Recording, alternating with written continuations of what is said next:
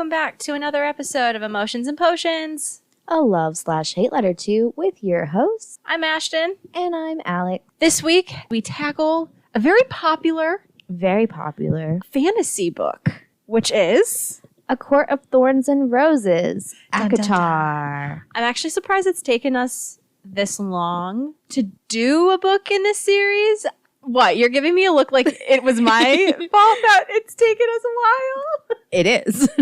What? It is.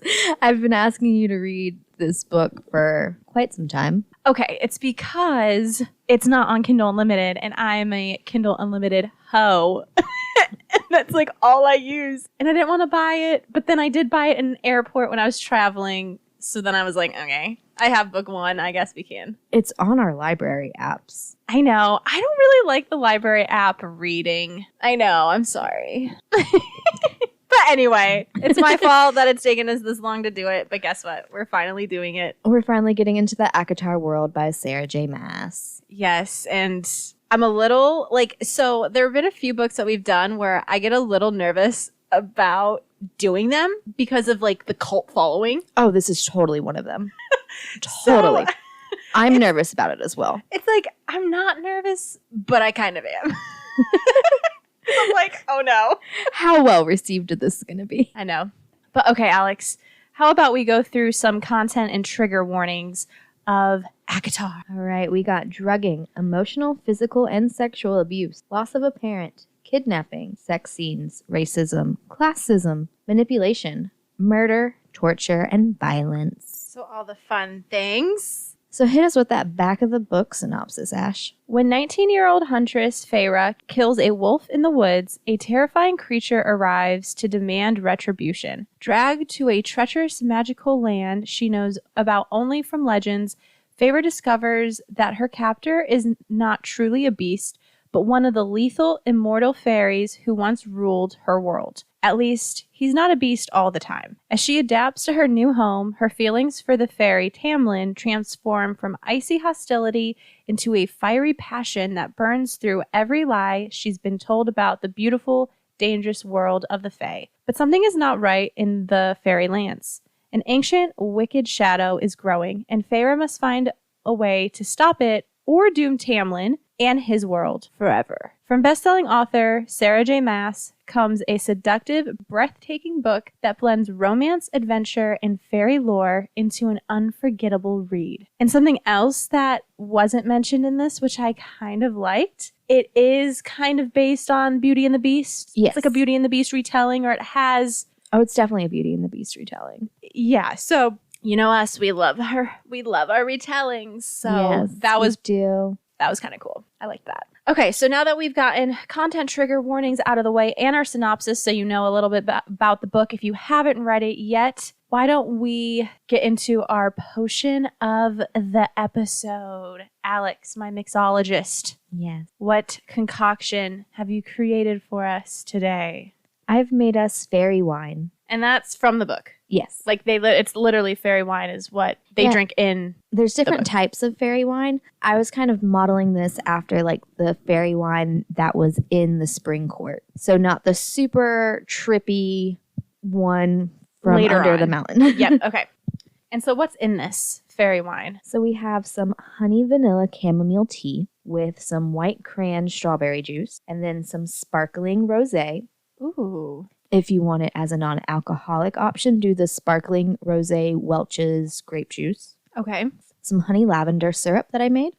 And a little bit of lemon juice and some luster dust, to give it that fairy magical looking shimmer, glimmer. Yes. Love it. Yeah, that's the first thing I noticed. I said, "Oh, she's back in her edible glitter for this potion." It's a book about fairies. You can't. you have to. I can't not do. But I will say the glitter does make it look magical. Right? It makes it look fantasy-esque. So, all right, Alex, let's try this Faerie Wine.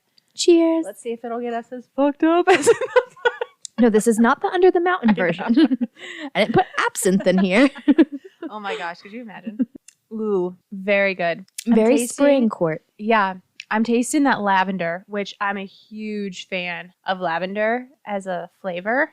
But yes, this gives me like springtime vibes, what I would expect to find in the spring. Yay. So yay.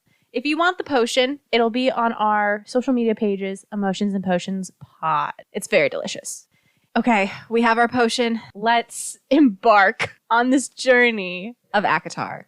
Faerie Archeron lives in poverty in a mortal village with her father and sisters, Elaine and Nesta. Faerie, at 19, has become the primary caretaker for the Archerons. She's out hunting in the woods that border the fairylands. While tracking and hunting a deer, a large wolf appears. Faerie kills both the deer and the wolf, which will feed her family, and the pelt of the wolf should fetch money. Her sisters fight over which of them gets to spend the money when they don't contribute to helping the family survive.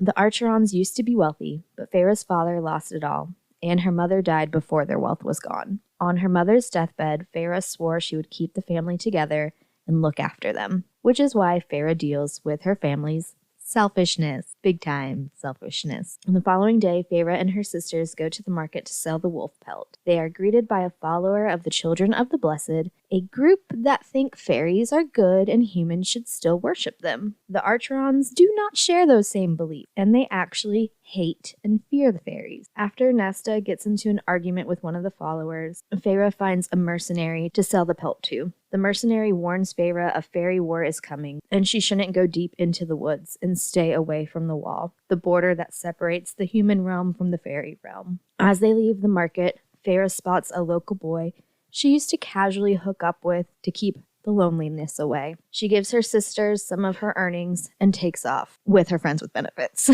Later that night, a large creature breaks into the Archeron home, demanding retribution for the killing of the wolf. Turns out the wolf was actually a fairy. The creature offers Faerie the option to die or live out the rest of her days in the fairy lands of Prythian. Faerie leaves her family with some parting wisdom to survive, and a word of warning to Nesta not to marry the boy she planned on, as his father beats his mother, so he probably would do the same thing to her. Her father says goodbye and wishes her well and good fortune in the fairy world, as she was too good for their world and for them, and she leaves with the beast. While Faerie travels to Prythian, the lands of the fairies, which is divided and ruled by 7 high lords, she wonders how and what her family will do to survive without her, and what she could expect of her own life as a prisoner to the beast. She tries to ask him about it, internally plots ways to flee, and he knocks her out with his magic. She awakes and they arrive at their destination. The beast turns into his fairy form, and Faerie realizes she's been taken to an elaborate estate of a high fae. In the home, she meets Lucian, another high fae and emissary to her captor. Faerie quickly learns that all the inhabitants of the area wear animal masks. Faerie starts to settle into her new home and learns the name of her captor, Tamlin. She is very wary of the fairies, especially their food. She does start to befriend her servant, Alice, and Lucian. Faerie does learn about a curse on Tamlin's lands. This curse has dulled their magic and is the reason why everyone must wear the masks. There seems to be more to the curse, but with a lack of trust, Faerie won't learn more. One day, Faerie joins Lucian on a hunt. She tries to get more information out of him about the blight on magic, only to learn there is a woman behind it. Lucian warns Faerie not even to try to convince him to speak to Tamlin on her behalf to let her out of the treaty bargain. While on their hunt, they encounter a bog creature, which they escape, and Tamlin later goes out to kill it. That evening, Faerie hallucinates that her father has come for her, and she attempts to flee. However, Tamlin is out patrolling and intercepts her escape. They argue about why she tried to leave, and Tamlin learns of Faerie's vow to her mother to take care of her family. He reassures her that they are being cared for. This gives Faerie some peace that her sacrifice is benefiting her family, and heads back with Tamlin. Over the next few days, Faerie continues to join Lucian on hunts, and at night, Tamlin continues his hunt for the bog. Faerie awakens from a nightmare reminding her of killing the wolf fairy, and she explores the manor, drawing a map of its layout. Tamlin returns to the manor in his beast form, wounded as he has finally killed the bog. Tamlin sees Faerie's map and learns that she's illiterate. Faerie takes him to the infirmary to care for his wounds. The next day, while Faerie is admiring the art, as she is an artist herself, she overhears an argument between Tamlin and Lucien about how Tamlin is running out of time to fix the blight. She gets discovered and tries to play it off, asking Lucien to join her for a ride, but Lucien has Tamlin go with her instead. Instead of a hunt, Faerie requests Tamlin to escort her to the study, which Tamlin obliges. They chat more pleasantly, and Faerie works on her reading and writing as she wants to send a letter to her family to let them know that she is okay and warn them of the dangers that could make their way into the human realm. When Faerie takes a break from her studies, she finds a painting that shows the story of the creation and history of Prythian, the world where the cauldron was born. She learns that she is in the spring court. Tamlin comes to check on Faerie and offers to write her letter to her family. The progress they have made in becoming friends takes 2 steps back as they start to argue about fairy-human relations. This argument leaves Tamlin in a sour mood, and he takes his frustration out on Lucien. When Faerie runs into Lucien, he informs her of Tamlin's prickly encounter, and Faerie uses this opportunity to get information out of Lucien on how to trap a Suriel, an oracle-like creature who can't tell lies. Faerie gathers all the supplies from the intel gained from Lucien and sets out to trap the Suriel. She is successful in snaring the creature and learns that she cannot return home, that Tamlin is High Lord of the Spring Court, and she is to stay with him and all will be righted, not to go looking for more answers, and warns her of the kingdom of Hybern, the ruler which hates humans. As she starts to learn that one of Hybern's followers has betrayed him, the Suriel alerts Faerie that they are no longer alone and to release it. 4 Naga creatures appear. Faerie freed the Suriel and tried to run to where Lucien should be while fighting off the Naga. When the Naga have Faerie surrounded, it looks like they will kill her. Tamlin appears to slaughter the Naga and saves Faerie. He was out tracking Naga and heard her scream. Faerie thanks him for saving her, and they return to the manor.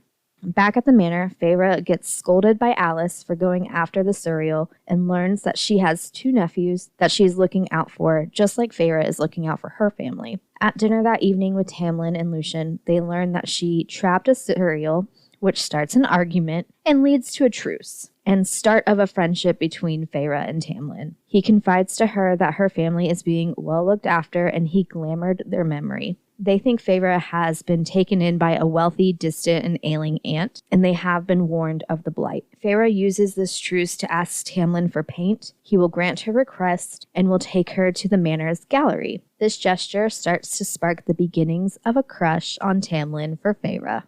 That evening, a summer court fairy has been mortally injured.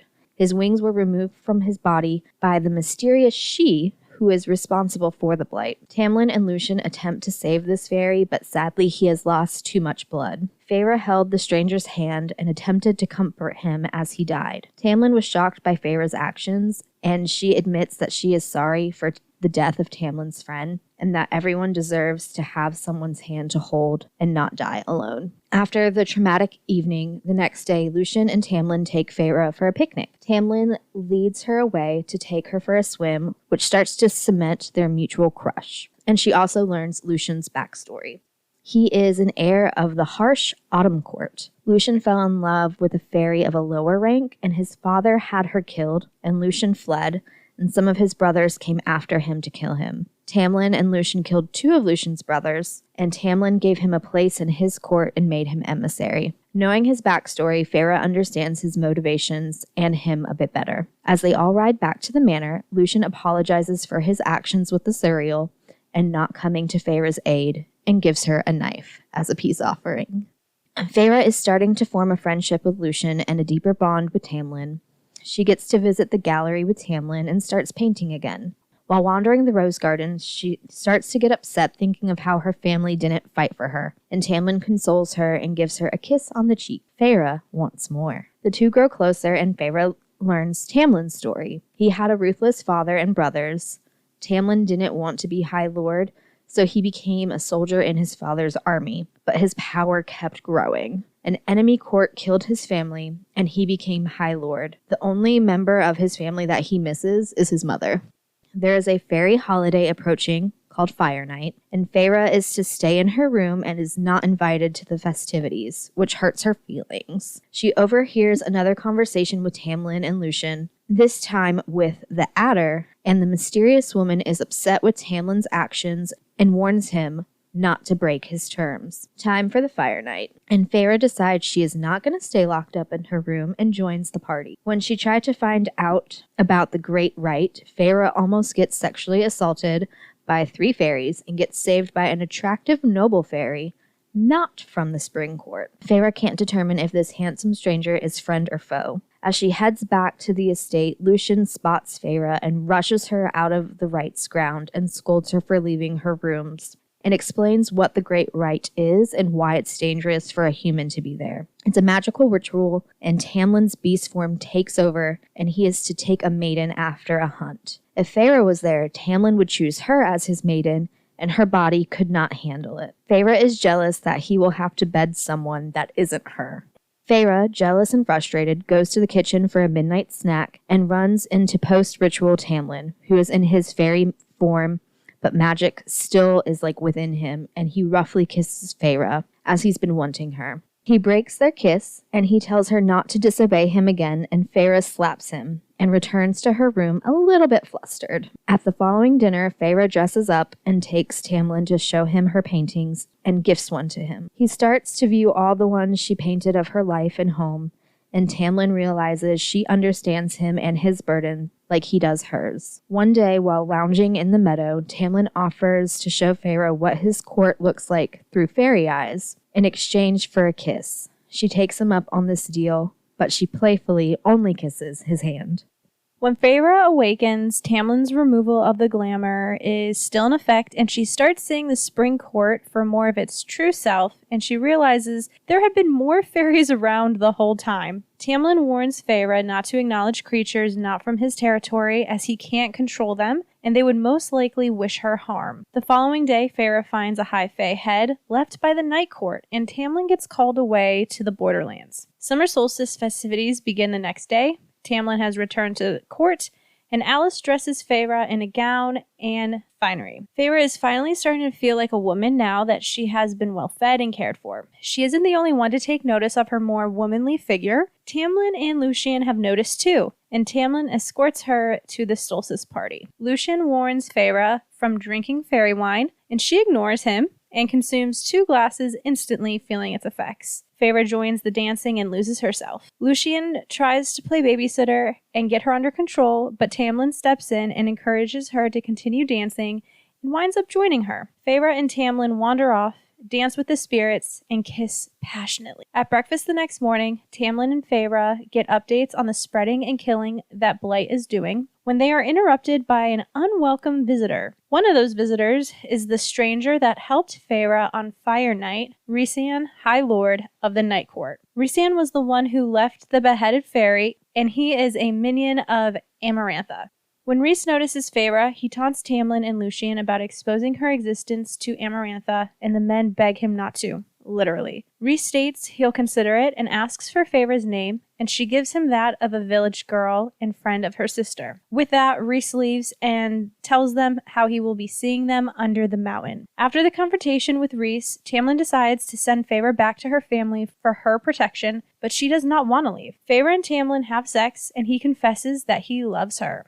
Faerie doesn't say it back. When she returns to her family, Faerie sees that her family's fortune has been more than restored, and it is all thanks to Tamlin. Her father has also been healed, though she must keep up the ruse of having to care for a distant aunt that has now passed. Nesta is a little suspicious by Faerie's return. She doesn't question it too much, as she is enjoying being rich again. Faerie catches up with Elaine and learns that Nesta attempted to visit her and cut her social and courting season short. Faerie is struggling to adapt to life back with her family and humans. She misses Tamlin and the Spring Court. Nesta notices and calls her out, and how there is no Aunt Ripley. Tamlin's glamour did not work on Nesta, and she remembers everything from him being in his beast form to him stealing Faerie. Nesta was able to make it to the wall, but didn't find a way through. Faerie fills her in on all that has happened to her, her time in Prythian, and teaches her how to paint. Faerie's father throws a ball in honor of her return. She tries to enjoy herself, but still has Tamlin and his safety on her mind. She learns the Better family has died, and Claire, the name she gave Rhysand, is missing. This news shakes Faerie, and she decides to go back to Prythian and warns her family to either leave or get more protection. Nesta takes this warning seriously as she knows the truth from Faerie and tells her not to return this time. But Faerie takes off. Elaine lets her know that she has remembered now too. When Faerie returns to the Spring Court, she finds it totally destroyed. She finds Alice, who lets her know that Tamlin has been taken by Amarantha to her court under the mountain. Amarantha, emissary for King Hybern, and has declared herself High Queen of Prythian, and she is responsible for the curse on Tamlin and his court. Amarantha's hatred of humans is due to the death of her sister at the hands of a human, Jurian. She was able to steal the powers of the High Lords with a spell. Tamlin, having avoided her for years after getting weakened, sent Lucien to treaty with Amarantha. She refused, and Lucien got ugly with her, and she gorged his eye out. To make amends for what she did to Lucien, she threw a masquerade ball where Amarantha offered peace in exchange for Tamlin becoming her lover. He rejected her, and she cursed him with a heart of stone and lost his powers, which will last 49 years. It can only be broken by the love of a human with hate in her heart for fairies. After 49 years, if the challenge was not met, Tamlin would become Amarantha's slave and lover. Tamlin let Faerie go 3 days before the end of the 49 years. Faerie gets scolded by Alice for not telling Tamlin she loves him and breaking the curse, and now Amarantha has come to collect her dues and will start to unleash her wrath on the human realm and the rest of Prythian. Faerie is determined to go under the mountain and set things right, or at least save Tamlin. As she is sneaking into Amarantha's court, she gets discovered by the Adder and taken to Amarantha. Faerie declares she is there for a tortured Tamlin who will not acknowledge her. She also sees that Amarantha has killed and maimed Claire Better. Amarantha taunts Tamlin with Faerie's feelings, and he continues to protect Faerie by denying their acquaintance. However, Amarantha is still not done with her games and strikes a bargain with Faerie. If she completes 3 tasks or solves a riddle, Tamlin's curse will be broken and they can leave. If she fails a task, Faerie will die. The tasks will take place once a month, and Faerie will stay under the mountain as Amarantha's prisoner and servant. Faerie accepts the bargain and then is immediately beaten. Faerie awakens in a dungeon cell. Lucien sneaks in to heal her as much as he can without drawing suspicion, and they bicker about her even coming in the first place. Faerie lets him know that she had to try and tell Tamlin that she loved him, and Lucien realizes that she knows about the curse and the history with King Hybern and Amarantha. When Faerie gets taken to learn of Amarantha's riddle, Amarantha wants to know Faerie's name. She doesn't have Rhysand and his mind control powers to get it, but threatens to have Lucien beaten. Faerie gives Amarantha her name and learns the riddle. It's a few days later, and it's time for the first task. Faerie must fight and kill a giant blind worm in a muddy trench. She passed task 1, even though very injured, and impressed Rhysand. Days after the task, Faerie has not been able to bathe, get her wounds treated, or fed well, and starts to get very ill. Rhys enters Faerie's cell and offers to heal her in exchange for having to visit his court 2 weeks a month starting after the trials. After much reluctance and refusing at first, Faerie finally agrees to the bargain, but does negotiate the time down to 1 week, as she is dying. She is cleaned and healed, but the bond left a large tattoo on her arm and hand. While waiting for the second task, Faerie has to perform near impossible servant tasks. She gets assistance from Lucien's mother as a thank you and repayment for saving his life when she is to scrub floors that can't be cleaned. She gives Faerie some sort of magical cleaning solution. She then has to sort lentils from Rhysand's fire ashes. He assists her with the task, and when the guards come for her, glamours them to no longer have Faerie perform household tasks or touch her. A party gets thrown, and Rhysand has Faerie prepared to be his date, including some magical body paint. After he presents Faerie and the tale of his bargain to Amarantha and Tamlin, Rhysand has her drink the stronger Faerie Wine, which causes Faerie to black out. Lucien fills her in on her drunken antics the following morning, warns her from trusting Rhys, and ensures her that he will help her as much as he could. Faerie and Lucien brotherly, sisterly love-hate friendship has been cemented. The following night, Faerie must continue to drink Faerie Wine and dance. Tamlin continues to ignore Faerie, not trying to give away which of her punishments hurt him to protect Faerie as much as he can, but he is struggling. The day before the second trial, Rhysand comes to taunt Faerie before escorting her to Amarantha's throne room. She has a High Lord of the Summer Court brought for Rhys's brand on interrogation. He reveals the Lord was planning to escape into the human realm and had no accomplices. Faerie can tell he's withholding some info about the Summer Court's fairies' motives. Amarantha takes Rhys at his word and has him shatter the fairy's mind. Rhys just instantly kills him. Time for the second task, which is Faerie must solve a puzzle by picking the correct lever. If she picks the wrong lever, Faerie could kill herself, and to increase the pressure, Lucien is on the other side of the pit being lowered to his death. Faerie struggles with the puzzle as she can't read. She believes the second lever is the answer, and when she goes to grab it, she is met with an internal pain and burning coming from her eye tattoo. The same sensation happens when she reaches for the first level, and when she reaches for the third, there is no pain. She decides to trust Rhys and pick the third level, which is the correct choice. This test emotionally breaks Faerie, and Rhys talks her through their bond, and tells her not to let Amarantha see her cry and to hold it in until she's back in her cell. Faerie follows his mental commands and keeps her head held high until she is back in her cell and then breaks down. Rhys goes to Faerie's cell after the task and finds she's crying and kisses her to snap her out of her emotional state and bickers with her, which gets Faerie back to her fighting spirit, and then he leaves. Faerie overhears a meeting about how King Hybern is unhappy with Amarantha, especially with her vendetta against Faerie. 2 days before the final trial, Faerie is feeling defeated, and she hears in her mind some music that moves her and gives her hope to keep going. At the party that evening, Tamlin finally approaches Faerie, briefly holds her hand, and signals for her to follow him. They sneak off and wildly make out as they are about to start fucking up against the wall. Rhysand interrupts them. Tamlin returns to the party and tells Faerie he loves her. Rhys scolds her for the risky behavior, which leads them to bickering, and he kisses Faerie aggressively, which gets interrupted by Amarantha. She gets dismissed back to her cell by Rhys. Later, he goes back to her cell, tired and worn out, and unburdens himself to Faerie about his motives and some of his scheming and undermining Amarantha. He has been intentionally winding Tamlin up, ramping up his rage for when Faerie breaks the curse and powers are restored. Tamlin will have that rage and strength ready and available to kill Amarantha. Now it's time for the final task.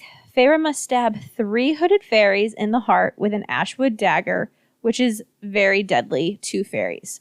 Faerie struggles with completing this task internally, but ultimately decides to complete it for Prythian, Tamlin, Alice and her boys, and the human realm. She kills the first 2 fairies, but the third one is revealed to be Tamlin. Amarantha has forced Faerie's hand to either kill Tamlin or herself or solve the riddle. Faerie thinks of all the things she has learned to see, which choice she should make, and she recalls that he should have a heart of stone from the curse. She tells Tamlin she loves him and then stabs him in the heart. It doesn't go all the way through because yes, his heart is actually made of stone. Not liking losing, Amarantha doesn't immediately free Tamlin, as that was not agreed upon with Faerie winning the trials, only by solving the riddle. Amarantha strikes down Faerie and slowly kills her from the inside out, demanding her to admit she doesn't love Tamlin and breaks her bone by bone. Amarantha starts to lose her shit, honestly. Rhysand attempts to attack her, but he is still not at full power, and Amarantha counterattacks him. Tamlin begs Amarantha to stop. She does not yield, and Faerie is dying torturously. In her dying moments, Faerie finally figures out the answer to the riddle. Love! Love was the answer.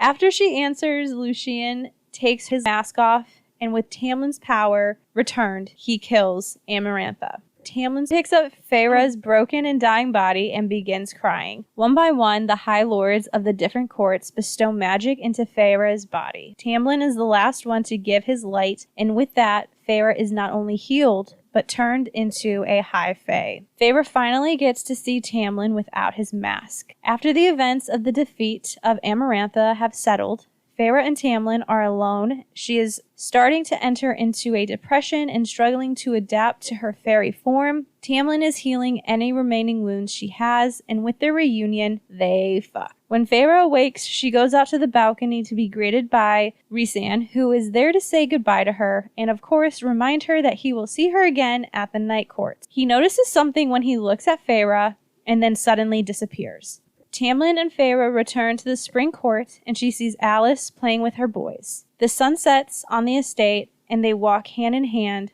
home to dinner. The end. All right, so I feel like we have a lot to discuss. We sure do. So should we start with our loves and hates, specifically loves? Yeah, let's get into it. Okay. So first, love. I love that this is a Beauty and the Beast retelling. Same. And I really could see a lot of the similarities without it being like blatantly in your face. Beauty and the Beast. Yeah, it's definitely obvious Beauty and the Beast, but at least it's not like scene for scene the Disney version we all know and hopefully love. Yeah, it seemed like Sarah just took like the main themes and concepts of Beauty and the Beast, and it wasn't like this really like nitty gritty things, but it's, you know, like the curse, the fact that he turns into a beast, the fact that he's the High Lord. That has to be broken with love. The one thing that I did like how it was a little different is in Beauty and the Beast, Belle is very literate and very smart. But in this, Feyre is illiterate. I liked that, though. Yeah. She's more street smart versus book smart. Yeah. I really loved, like, the plot mystery, not really knowing what was going on pretty much, like, the entire time until a lot of stuff gets kind of revealed at the end. But I personally thought that the payout was good. I liked what happened. I liked how, like, the curse is lifted. Like, how that all, like, played out and what it did to affect how Amarantha and, like, the blight, you know, like, I thought that it was intriguing and the payout was worth it. Yeah, I agree. I loved, there was a funny moment in this book. We didn't go over it in the plot breakdown because obviously we can't discuss every single detail that happens. But I loved when Feyre trapped Tamlin in a snare. Yeah. I thought that was really funny. Yeah. Because they were always like picking on her about like, you know, how there was other fairies like in the court that like she couldn't see at first and kind of always made her feel a little stupid in a way. And then she outsmarts them by being able to like trap them. Yeah. So Feyre did grow on me. I wasn't a huge fan of her at the very beginning of the book, but by the end of the book, I really did like her. And I'm excited to kind of see the rest of her journey throughout like this series. I struggle with Feyre. There's parts of her I like, and there's parts I don't. I do think that makes a compelling character, though. Right. Yeah, for sure. Someone that like has like it's not all just black and white. Like there's some gray where you're like, I like that she does this, but like why does she have to be like this type of character? Yeah, and she has opportunity to grow. Yes. But she does do some stupid fuck shit.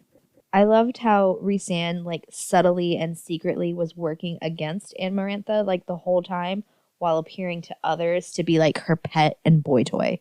Like everybody like always dismissed Rhys and made him out to be horrible. But then as we see with like his like growing friendship with Feyre under the mountain, he really was sneakily like undermining her as he could. Right. It's like keep your friends close, but your enemies closer. Like he knew that she was an ultimate bad guy and he was given the opportunity to get close to her. Yeah. And he's smart enough to take it up and be like, I'm going to try to undermine you from your side. And like the reason he was such a dick to Tamlin the whole time through the book was like to rile him up on purpose. Yeah. To like get that rage building. So when he finally got his magic back, it would just all come out and he could kill Amarantha. Yeah, I did like that too. I did like the trials. Specifically really liked the last one with Tamlin being that last fairy sacrifice before I realized, because like I didn't necessarily pick up on the fact that his heart was literally stone until she figured it out. And then I kind of was like, oh, I should have seen this coming. But like, as I was reading it, I was like, oh shit, like, how are we getting out of this? Like, how is Tamlin surviving this? How is Faerie surviving this? I also did like the riddle. And once again, did not guess the riddle. Did you? Oh, yeah. Okay. Instantly. Okay. We're going to come back to that. Okay. And then, like, I should have guessed it. Once it was revealed, it was kind of like the Heart of Stone thing. Where I'm like, am I really this dense? Like, this was very obvious. It was the whole purpose of the curse. Like, it makes sense that the riddle was love. But I'm just like, I don't know. Dumb? You could say it. It's No. fine. You were caught up in the moment. There we go. We'll go with that. I did love all the High Lords, like, giving Faerie some of their magic to, like, heal her. And not just heal her, but, like, make her into a Fae. Yeah, I also had that, how she is now a High Fae. I haven't read the rest of the series. I've only read up to book 1. Like, I've only read book 1. But, like, TikTok spoils things even when you're not meaning to get spoiled, like, plot stuff. And so I knew Faerie ends up becoming Fae. But you didn't know how. But I didn't know how. And so I did like that. I liked how it was, like, everyone coming together because she ultimately saved them. So it was the least they could do. Right. I really love that Tamlin took care of Faerie's family after she was taken. And then I also kind of like that it didn't work on Nesta. Yeah. Like, I liked that she was too strong-willed. She's too stubborn and too much stubborn, of a bitch. That his magic did not take. But I am like, because he did obviously, you learn early on that he set her family up. But like, he set her family up. Like, they were living in a huge-ass manor. Like, bigger than the house that they had richer, before. Yeah, richer than they were before. So, like, he didn't just, like, give them the bare essentials to, like, survive. He gave them luxury. Yeah. And I like that. Like, I thought that was really nice. So I also liked that the world building was not super overwhelming, but it was enough to understand this made-up world. Because I know that you said some of Sarah J. Maas's other books are a lot more... high fantasy. Yeah, in depth with just the world building. And I did like how this one, you definitely have world building, but it wasn't overpowering. And this one is an easier to digest fantasy. Yes. Because, like, high fantasy, you really have to pay attention to everything. Because then there's, like, so much, like, detail with, like, the political systems and magic system. Yeah. Where it's, like, this still has the political stuff and the magic stuff. But it's YA. Yeah. It's tame. Yeah. It's a little more Less. Palatable, easier to digest. Yeah. And then I also I loved Rhysand as soon as he was introduced. He's my type of, like, male lead in a book. Like, I love the dark baddie and how he kind of toyed with Faerie and Tamlin throughout this whole book. And I'm super excited to see more of him in book 2. I'm really excited to see him and Faerie's journey, seeing the Night Court, and then also the fact that book 2 is a Hades Persephone kind of retelling. Super hype for that. Like, I'm surprised that I haven't read book 2 yet, but I just have to, like, go and buy it. That's why I haven't. But super excited. Love him. He seems real hot. Here for it. Oh, I can't wait for you to learn more about him and the other people of the Night Court. Yes. So I got a couple love-hates. Okay. My first love-hate is... So this was a reread for me. So this time around, I listened to the graphic audio, which is a little different than just a normal audiobook. So the graphic audio includes, like, a full cast, music, sound effects, kind of like an oldies radio program. Oh, wow. Okay. So it's, like, a very immersive... Read. Listen. Yeah. Yeah. Some of the sound effects and parts were a little cringy. It was all... I mean, I was entertained, but some of it was a little like, oh. Just a little too much. Yeah, like, especially when there wasn't a whole lot of love scenes, which is why we didn't really do, like, a smut talk. Yeah. Because it was... When we did get to the lovemaking scenes in the graphic audio book, like, there's moaning and panting. Oh. So it makes it kind of heightened than when you're reading it on the page. Because the smutty scenes in this book are very, I wouldn't say that they're fade to black, but they're brief and they're not super in-depth. Yeah, so then, like, as you're reading it, because it's not explicit, you hear these explicit noises in the background. Ooh, yeah. And it was just a little too much. It was a little too much. And then some of the noise effects with, like, the magic stuff was just kind of like, Really? Like a little cheesy, a little cringy. I feel that. But then, you know, sometimes like the battle scenes, then you get like the clink and like just really kind of. That's cool. So love-hate. Yeah. Yeah. Like some of it nailed. Other things fail. And then my other love-hate is Amarantha's villain origin story. Oh, okay. So I loved the revenge for her sister. Like, totally get that. Love that for her. Makes sense. Mm-hmm. Hated, but partly enjoyed the pettiness to her villain origin story. Yeah. Like, a couple of ferrymen don't want to willingly fuck me, so I'm going to fuck shit up more and take their lands and power. Petty. Oh, so petty. But the Petty. fact that she can do it? Yeah, the fact that she has the power to do it. Get it, girl. Like, Get it. Support women's rights, but also support their wrongs. Right, yeah. Yeah. Okay, so now moving into straight up hates. Yeah. So this was a little bit slow for me, and it did take me a little bit to get into the story. But once I started to actually get into it, I really did enjoy it. So it was just like the book one of any series, I feel like, is going to be a little bit slower. Especially like a complex series. Yeah, especially something like this, like fantasy-wise, you're not just, most of the time, you're not just going to get dropped in and it go to 0 to 100 quick, because you got to build the world. You can't just drop a reader in and think that they're going to grasp everything. Hope you figure it out. Right, because then I would be like, fuck this, and close it. But what got me through was knowing that the series, like, gets better. And by the end of book one, like, I really did enjoy it. So I hated the painter Faerie internal dialogue after a bit. Like she sees something and then she's like, oh, I'll never be able to paint that and capture the essence and the beauty of it. Shut the fuck up. Shut the fuck up. Spoken like a true artist, though, right? But like there were more times where she's like, oh, I'll never be able to do that justice. I'll never be able to get that to translate to canvas. So can you paint, bitch? Can you do it? Because I hear a lot about what you can't do. I feel that. You make a good point, though. You do.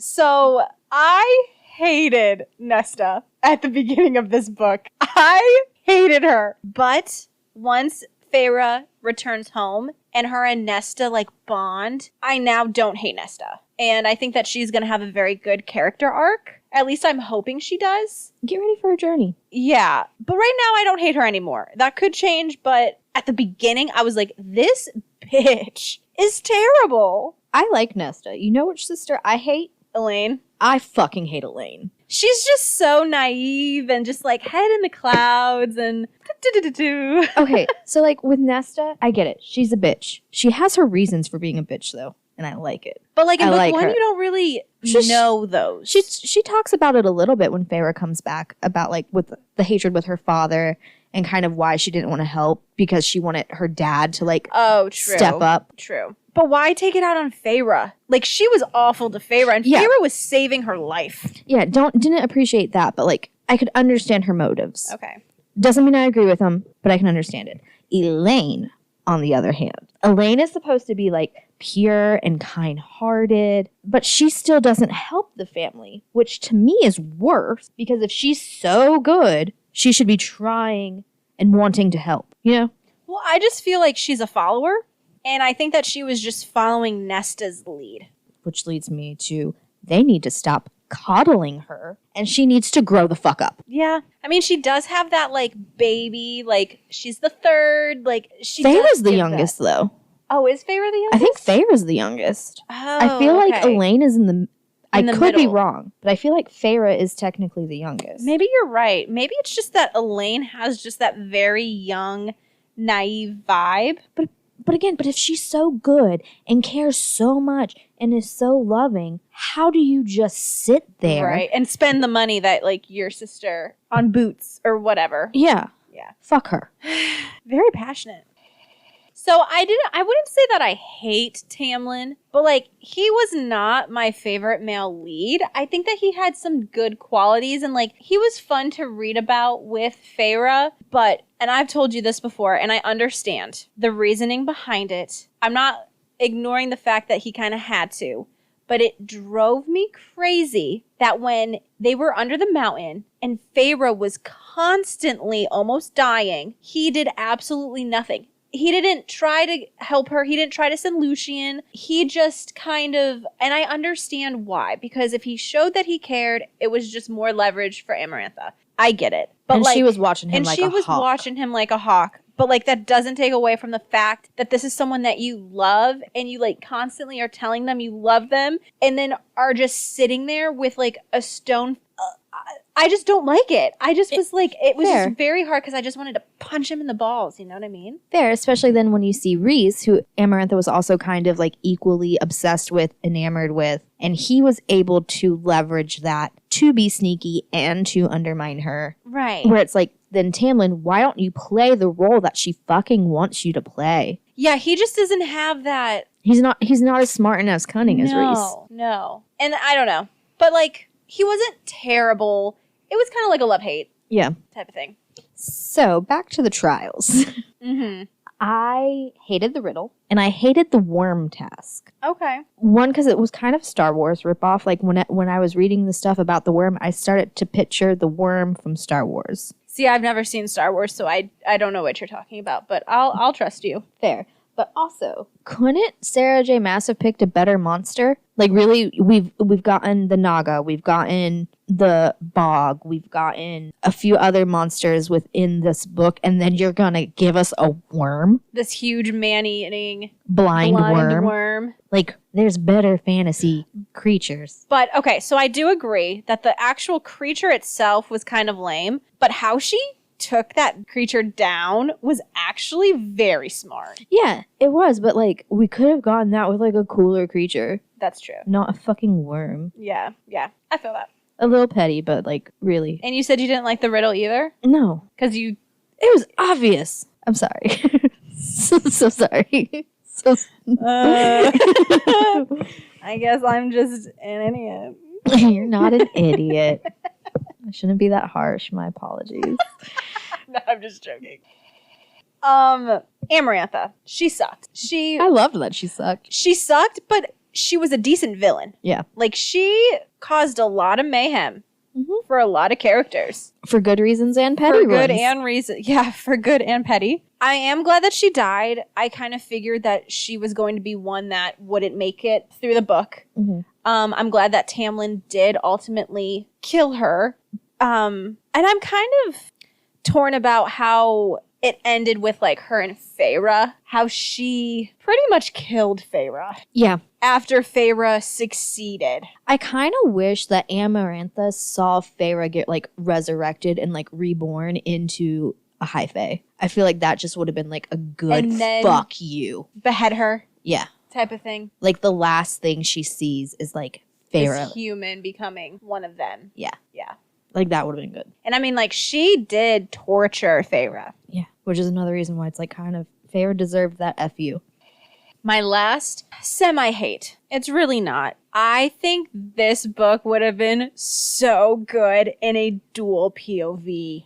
But I read that Sarah J. Maas does not like writing in a male point of view. She doesn't like doing dual POVs. You get a little bit, not much. Right. But you will get a couple, but it's still mostly just... Oh my God, I think that if it was written in a dual point of view, I would have gone into this story so much quicker. For sure. Than what it was. And I just think it was a low-key lost opportunity. Missed opportunity. A little bit of a letdown. Yeah. Okay. So those were just some of the loves and hates. I feel like we went on a little bit of rants. Especially me. But it was fun. And we hope you enjoyed it as well. When we get a little unhinged and passionate. So something that I did for this book too was make predictions for the series. Since I haven't read it, I know you have up into a certain point, but like definitely through Faerie's book. Yeah, I haven't read Nesta's book, A Court of Silver Flames, but I've read Faerie's point of view. Okay. All of those. So my first kind of prediction is I don't really know if Tamlin actually loves Faerie or if it was just because of his curse. I don't really fully trust that his intentions are as genuine as he presents them. But I feel like that should be something that you're thinking. Like if it was a curse and you knew that a human had to fall in love with you, what's the easiest way to get said human to fall in love with you? Is if you fall in love with them and then kind of, trick them into loving you. I will say that part of the curse, though, is Tamlin did have to fall in love. So the curse wouldn't necessarily be broken. Oh, so it was a two-way street. It was the human had to fall in love with the Fae, and the Fae had to fall in love with... Yeah. Okay. But so still, it was a two-way street. However, the curse wound up getting broken by Feyre solving the riddle. Right. So who really gives a fuck if anyone loves anybody? Right. True. Because even though Feyre ends up telling Tamlin that she loves him, the curse deadline was already passed, so it was null and void. So it wasn't gonna break anyway. So we don't really know if it would have actually broken it to begin with. Because even though she did win the tasks, Amarantha didn't actually let go of the curse yet until the riddle got solved. So I just don't trust him. We'll see. We'll see what happens. My next prediction, which low-key was spoiled because of TikTok, but I'm not 100% sure. This is just me grasping because I know that Feyre and Rhys are, sorry, spoilers, endgame. But I think that in that last chapter before he disappears, when he kind of has this shock look on his face, that he realizes that Feyre is his true mate. And that's something that we didn't really go into in the breakdown, but there are these things as true mates where it's your souls are one within the Fae. So I do think that he realized however you realize that in the fairy world, that's what he realized. He panicked and said deuces, but we about to figure that shit out in book 2 and 3. Prediction. And then the last one is just kind of an overall statement. I think that Feyre is about to be a bad bitch the rest of the series. Now that she's Fae, I think that she might have ups and downs, but I think for the most part, she's going to become a very strong female character. At least I hope so. Because if she's kind of meek and I'm going to be a little disappointed. Because this is kind of setting her up to be a bad bitch, you know? Yeah. But those are just a few of my theories. I have no idea about any of the other plot stuff. I have no idea about where to even guess who the next baddie is going to be. Probably the King Hybern. But I have no idea what that's going to entail. I will not confirm nor deny any of it. But those were just a few things that I kind of was thinking about when I finished up. Your questions will be answered. I just will not tell you in what way. Okay, sweet. I do want to add, it's not a spoiler by any means, but I saw this interesting fan theory about Feyre's mom that I'm kind of into, and I would like to know if this is true or not. I kind of hope it is. That Feyre's mom is Fae. Oh. And she fell in love with a human, Feyre's father. And that's kind of why when the High Lords put magic in her, it was able to take and turn her into a fairy because she has this dormant fairy blood within her sort of thing. So do you think with that theory, do they think that when the High Lords did their magic, that it was just enough to heal her? They weren't actually expecting her to turn into one of them. Mm-hmm. And then the fact that she turns into a high fae, which is yeah, or maybe they thought it would just turn her fae immortal. Because Tamlin did say that oh, you couldn't come back as a human. Right. I don't think they expected it to yield the results that it did. Don't you think that they would have had a more blatant reaction if that were the case though? Or do you think that they would play it cool because they wouldn't want her to potentially know? I think because it was only internally that Feyre was oh, I'm high fae. I wonder if the lords don't realize it yet. Oh, okay. Because, the men kind of underestimate women, even in this, fairy system sort of thing. Okay. Because, there's high lords, there's no high ladies. Right. Yeah, they're all men. Interesting. Okay. That would be pretty cool. That would be a pretty cool... but, Feyre wouldn't have known... And, with the theory, it's Feyre wouldn't have known that her mom was a fairy because, it really starts to go deep because then, maybe she gave up powers or, got into some sort of bargain or curse. Or maybe she was able to glamour herself. Yeah. More permanently. And then, she does die when Feyre's pretty young. Yeah. So it's one of those things, well, maybe there was a bond and she didn't fulfill her end of the bargain and that's why she actually died. That would be pretty cool. I'd be interested. I'm kind of into that theory. That's a good one. And I think that we're about to be a little unhinged as we go into this casting. Because one, we're casting hella characters. Yeah. And two, I think that people are going to have very specific ideas of who should be cast as these characters. And this is the part that is scaring me a little bit.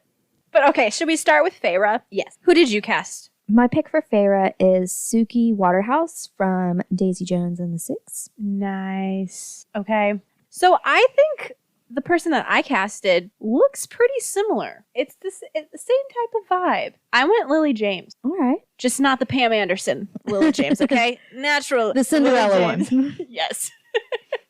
Okay, who did you cast for your Nesta? Jessica Stroop from 90210. That's a good one. Ah, she's so pretty. And she gives has that bitch. bitch. She gives bitch. I mean, in 90210, she gave bitch. Hard. That's a good one. So kind of similar vibes for mine as well. And I did not look at yours. So this is kind of, okay. I went Daisy Ridley.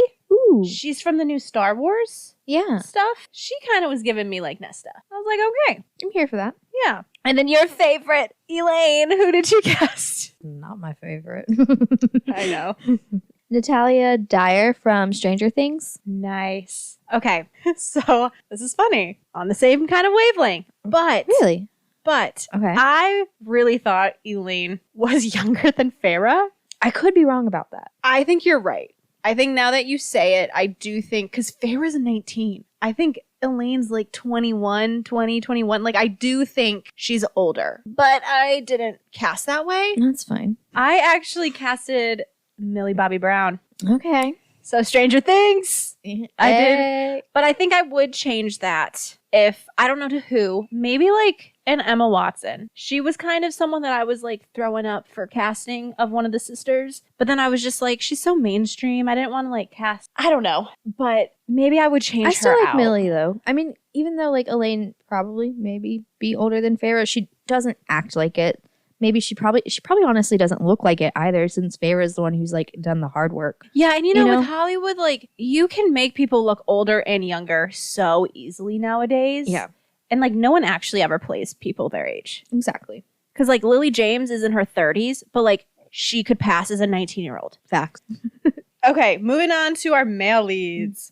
Let's start with Tamlin. Who did you cast as our beast? Keegan Allen from Pretty Little Liars. Good one. I like that. Okay. I went Luke Eisner. He's from Tall Girl, and he dates a really popular TikToker. Okay, I like that. It's just I see that. the blonde hair. Yeah. He's pretty. He kind of gives me like Faye too. Like he's just like a really pretty person.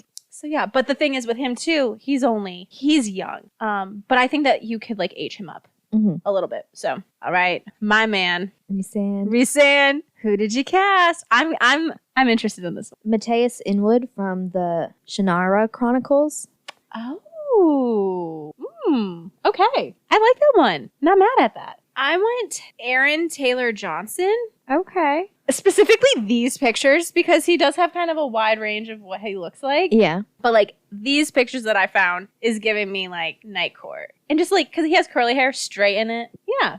And then Lucian. Who did you cast? Vito Basso. He's an Argentinian model. Ooh. Not mad at that. Not mad at that. I went Daniel Sharman from Teen Wolf. Okay. And he's been in a few other things. He was in the originals, a few other like movies and things. But he was giving me like, especially that one with the long hair. Yeah. You know, and just like get some tinted red in there because I know he's a redhead. Mm-hmm. I mean, that's really easy to fix. Dye that, you know what I mean? Wigs, dye jobs. There we go. And last but not least of our casting, we got our big baddie, Amarantha. Who did you cast? Carice Van Houten from Game of Thrones, the Red Woman. Oh, so good. Oh, I'm just okay. I think you won that one. I went Keira Knightley. That's still a good pick, though. I could see Keira Knightley being a good Amarantha, but I could see her. I mean, the Red Woman was kind of an Amarantha. Yeah. No, that was good. But if you want to see our casting laid out, head over to our Instagram or TikTok, Emotions and Potions Pod, and you can see a bunch of our other shit for this episode there too. Hopefully you agree with us. We'll find out once it goes live for the world to see. Yeah, I think that if no one says anything, we're in the clear. Yeah. So we'll see. Okay, time to soundtrack ACOTAR. So I got just an ACOTAR theme song. Okay. Song that sums up this whole book. You Put a Spell on Me by Austin Griorio. That is a good overall theme song. So I didn't do that, but I did do... So my first category that I had was Faerie not being able to return home / find an escape when she originally gets taken before she ends up liking the spring court. And that's No Escape by Health and the Neighborhood. It's kind of like an edgier song. And I like that one. Yeah, No Escape. I mean, big facts. Yeah. All right, so my next one is Faerie and Tamlin's Time at the Spring Court. Ooh, okay. Behind the Mask by Ivy and Gold. That's a good one. I listened to that on our playlist. I'm glad you used it.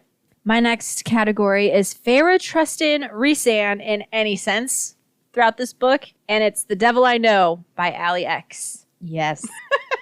Because he was the best option. She didn't really know if there was a better option, so she was trusting the devil she knew versus the devil she don't. Dat bitch Amarantha. Yeah. So my next one is Tamlin's song, Big Bad Wolf, Roses and Revolutions. Nice. Like that. Fitting. So I have Faerie's theme song, which is Sour Candy by Lady Gaga and Blackpink. Pretty much just being like, she's sour, then she's kind of sweet. Like she, yeah, she kind of has different modes of her personality. Right. All right. My next one is Fucking a Fairy. Ooh. Okay. Wow by Zara Larson and Sabrina Carpenter. That's such a great song. And that theme is awesome too. My next one is Faerie's Trial theme song, or The Trials, which is Hit Me With Your Best Shot, which is a remix by Adana. Ooh. And it's originally from the Suicide Squad soundtrack. Okay. So it's like gritty and like, yeah. it's not like the poppy version.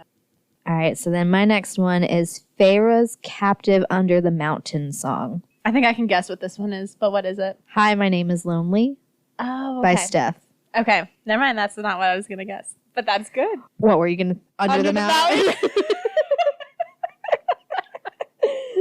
My next category is Faerie being Fae and her growth throughout the book. And this one's low-key kind of stupid, but it's just such a banger. Metamorphosis by Hilary Duff. Yes, Miss Duff. I was in a throwback mood, okay? Hey, my childhood resurfaced. I've done throwback songs in some of our other playlists. Yes. But yeah, Metamorphosis. That bitch is evolving. Yeah. All right, I got a song of Faerie's marks from Rhysand, like her tattoo marks. Oh, okay. And it's the song Tattoos by Renee Rapp. Nice. I could have guessed that one. I would have guessed that one right. Yeah. Just saying. See, you are smart. I have my moments. Next category. Faerie and Tamlin's love song, which is Low Key in Love by Paris Jackson and the Struts. I really like that song. Me too. And I think that it's very fitting for more so Faerie. Yeah. Because Tamlin was very he was in high your key face in love. about. He was high key in love. But was he? My last song is Reese's taunting song to Tamlin. Ooh, okay. Kissed Your Girl, Levi Raw. Nice. That is a in your face taunting song. Reese, love him. And my last theme is Tamlin's Curse theme song, which is Waiting for Love by Avicii. He's waiting for love. He was waiting 49 years for it. He was waiting for almost 5 decades. Should we rate this? Yes. What did you rate ACOTAR's Spice? A 2. Okay. I 2 went out of 5. I went 2.5 out of 5. I would say I would probably bump it up with the graphic audio just because of the intensity of those sex scenes. Yeah, with hearing it. Yeah, with the sound effects. But as far as like written and like 2. I said 2.5 just for readers maybe who don't read a whole lot of smut. It might be more than they think. So I just wanted to give it like a little bit more. But yeah, 2.5 I think is very fair. Yeah. And I'm hoping that book 2 that bumps up. I've heard that it does. This series, as it progresses and as Faerie ages and gets older, the content matures with the characters maturing. I like that. I'm not mad at that. And what did you give this book overall? What did you rate? I give the first one a 7 out of 10. I mean, it's fairly predictable, especially if you're a fantasy romance reader. If you've read some Beauty and the Beast retellings, there's tons of them out there. There's nothing super extraordinary about this plot. Is it intriguing? Is it captivating? Absolutely. Am I blown by book 1? No. Yeah. Do I like it? Yes. Yeah, I gave it a 7.5. Ignore my Goodreads because I did give it a 5-star on Goodreads because I'm more generous on Goodreads than I am like when we actually review them in like pod form. Yeah, because like people will go on Goodreads and intentionally try to like bomb books, which is rude. Yeah, because like I did think that this book was really well written, and I do think the reason I gave it a 7.5 instead of a 7 is because I do think it leaves in a good place for book 2. Yeah. Like I definitely, when I like finished, was like, okay, I am ready to continue on in this. But it does also wrap up enough that if you never picked up another book in this series, I would kind of be satisfied with it. Yeah. Because it alludes to a happily ever after. Yeah, I mean, her and Tamlin just... Right off into the sunset. Right into the sunset. And if that's like, if you just weren't really into this, I think that it's actually a decent book to part of a series to just... Stop. To stop. If I don't think you could stop if you read book 2. I don't think you could stop there. Right. You need some more closure. You need to read book 3 to... I think so, just because then you start to get more into the political stuff and to like this Hybern war thing. Gotcha. Okay. So you get more with that. So then it's like, oh, I'm actually not going to know stuff, big stuff that's been spoken about. Okay. Fair enough. And Alex, the last thing we need to talk about, was it a love letter or a hate letter? I'm going to give it a love.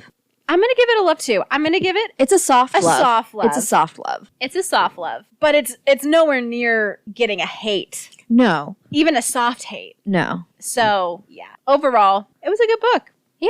I'm not, I might be burned at the stake for this, but I'm going to say it anyway.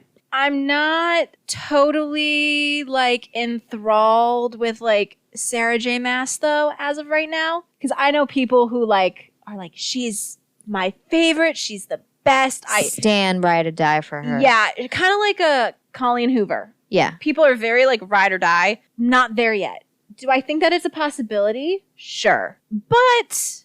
All right. Controversial statement, but I'm going to stand by it and throw it out there. I don't think you're going to be. No. I've read more of the books than you have, and I don't think you're going to be. I think you'll enjoy it. And I'll like her. I think you'll like it. Yeah. I just don't think you're going to be like, oh my God, this is mind-blowing. I am just swept away. She can do no wrong. I don't think that's going to be fair enough. I don't either, but it's always a possibility. But that's not saying that I don't think that she's a good author. No, I think you may have a book or two that you're like, this is my favorite book. This is my shit. But like... Because like the Throne of Glass series, I don't know if you would totally vibe with that one. And then her newer one... Crescent City, I don't know if you would vibe with that. I think parts of it you would. But those 2 new books are just so fucking big. And I'm sorry, for what?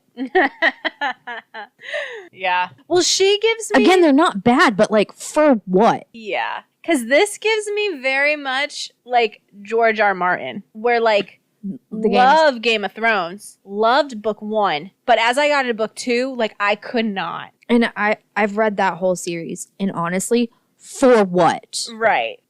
It's just like too much. But. Yeah, like again, there's great elements to that, but like an edit would have been really nice. Yeah, like tone it down a little bit. We don't care about all this shit, really. I really don't care about reading the in-depths of these fucking banquets and like feasts. Right. And I'm a foodie. Yeah, I know. But we shall see as we continue the series. Maybe we'll do book 2 for the pod. Maybe we won't. TBD. But you know what? We're going to throw it in the poll. Should we continue? And do you guys want to hear more about the ACOTAR series? Or are you kind of over it? Because, I mean, it is kind of a saturated thing. Yeah. But, I mean, clearly we're not on, like, the Stan train, so... Maybe you might hearing our thoughts. You might get some different opinions of the ACOTAR world. But yeah, let us know on social media, Emotions and Potions Pod. Comment, DM us, like us, follow us, share us, whatever. And let us know what you want to hear in the future. And until next time, I'm still Alex. And I'm still Ashton. And this was another episode of Emotions and Potions. A love/hate letter too. And it was a love letter to ACOTAR Book 1. Bye! Bye!